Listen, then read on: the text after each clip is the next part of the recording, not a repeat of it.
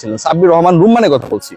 যেই ছেলেটা 18টা ছক্কা কোন একটা টুর্নামেন্টে মারে, তাকে আপনি টি-20 কোনো ফরম্যাটে, ন্যাশনাল টিম বাদ দেন, জাতীয় পর্যায়ের অথবা আন্তর্জাতিক পর্যায়ে যে আপনি দলগুলো পাঠান, কোনো সেটআপে বিবেচনা করবেন না।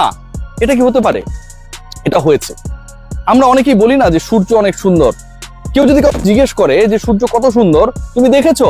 উত্তর দেয় যে না, আমি আসলে তাকিয়ে দেখতে পারিনি।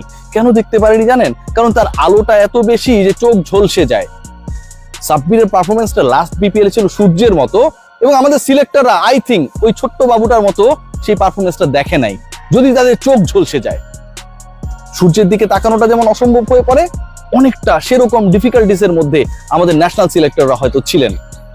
একজন ক্রিকেটারকে আপনি কোনো ধরনের কোনো সেটআপের মধ্যে রাখবেন না, despite having 160 strike rate, despite hitting at least 18 sixes, despite maintaining a better strike rate with not out innings, আপনি কোথাও রাখবেন না। এটা কখনো লজিক্যাল হতে পারে না। সো সাব্বির যেহেতু কোথাও নেই, ভালো পারফরমেন্স কোথায় করেছে? বিপিএল এ করেছে। টি-20 টুর্নামেন্ট হয়েছে নাকি যে ভালো পারফরমেন্স দেখিয়ে তাকে দলে আপনি নেবেন বা নেবেন না? এই প্রশ্ন যারা করে, কোথায় সাব্বির ভালো খেললো? ভাই বিপিএল এর পরে টি-20 কোন টুর্নামেন্ট হয়েছে? হয় নাই তো, তাকে তো কোথাও রাখাই হয় নাই। তারা আসলে ক্রিকেটের খবরটা রাখেন না, একদমই রাখেন না। তো সাব্বির খেলা থেকে অবাঞ্ছিত হয়ে যাক, খেলার দরকার নাই। এবং যতদিন অন্তত এই সিলেকশন প্যানেল থাকবে, তার আসলে খেলাটা আমি মনে করি যে তার একটা মৌখিক অথবা মানসিক অবসরে চলে যাওয়া ভালো। সাব্বিরের অবসরটাই ভালো। আমরা সাব্বিরকে নিয়ে কেউ ডিসকাশন করবো না। যারা পছন্দ করেন না তাদের শোনা লাগলো না, আর যারা কাউন্টার রিপোর্ট বানান তাদেরও শোনা লাগলো না। নুরুল হাসান সোহানের ক্ষেত্রে কি ঘটনাটা ঘটেছে দেখেন, কি ভয়াবহ।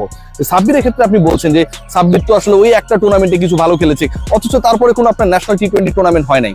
কোনো টি-20 চ্যালেঞ্জে তাকে আপনারা দেশের হয়ে, এ টিমের হয়ে কোথাও খেলার নাই, এইচপির হয়ে কোথাও খেলার নাই। সো আপনি যে লজিকটা দিচ্ছেন, এই লজিকটাই তো আসলে কোনো লজিক্যাল হয় না। নুরুল হাসান সোহানের ক্ষেত্রে তাহলে কেন এই লজিকটা আপনি অ্যাপ্লাই করছেন না? তিনি সব জায়গায় ভালো করেছেন, তিনি বিপিএল ভালো করেছেন, তিনি এনসিএল এ ভালো করেছেন, তিনি ঢাকা প্রিমিয়ার লিগে ভালো করেছেন, তিনি এ টিমের সাথে নিউজিল্যান্ডের বিপক্ষে ভালো করেছেন, শতক মেরেছেন, তিনি গ্লোবাল সুপার লিগে একটা দলকে নেতৃত্ব দিয়েছেন, সেখানটাও তিনি তার মতো করে ভালো করেছেন।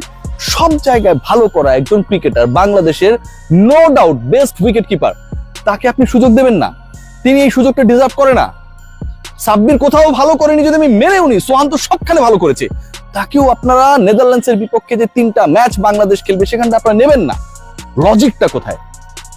আজকে সাব্বির বা সোহান আমার সেই মিডল অর্ডারের ভরসা হতে পারে, আমার হায়ার স্ট্রাইক রেটের ব্যাটার হতে পারে। আজকে যখন আমরা শুনি যে সিলেটে বাংলাদেশ ওই 3টা টি-20 খেলবে, কারণ হাই স্কোরিং ম্যাচেস গুলো সিলেটে হয়, তার মানে কি আবুধাবিতে বাংলাদেশের ম্যাচেস গুলো হাই স্কোরিং হবে, রাইট? হাই স্কোরিং ম্যাচে, যেই ম্যাচেসে ব্যাটাররা স্কোর করতে পারে, বল ব্যাটে আসে, পাওয়ার হিটিং কাজে লাগে, সেখানটা আপনি সোহান আর সাব্বিরকে নেবেন না। আপনি নেবেন না, কারণ এরা হচ্ছে সূর্যের মতো, আপনি তাকাতে ভয় পান, সানগ্লাসও কাজ করে না আপনাদের।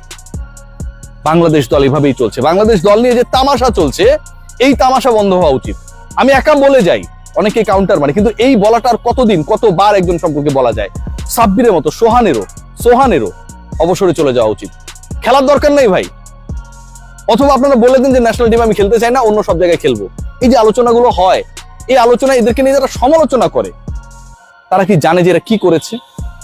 আপনার নাইম শেখের সাথে অনেক সময় সাব্বিরকে মিলিয়ে দেন, এটা কি লজিক্যাল?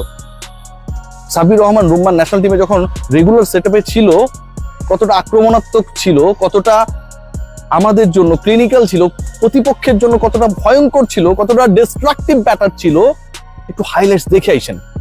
নুরুল হাসান সোহানের এখনো ওয়ানডের এভারেজ 82, যতগুলো সুযোগ পেয়েছেন হয় অপরাজিত থেকেছেন অথবা রানস করেছেন, 82। আপনি তাকে কোথাও বিবেচনা করছেন না। একজন ক্রিকেটার লাস্ট ওভারে 30 রান নিয়ে একটা ম্যাচ জিতিয়েছে, সেটা যে পর্যায়েরই ম্যাচ হোক, it was a very tough task, Sohan did it. আপনি তাকে বিবেচনায় নিচ্ছেন না, তাহলে আপনার বিবেচনায় কারা ভাই? কারা?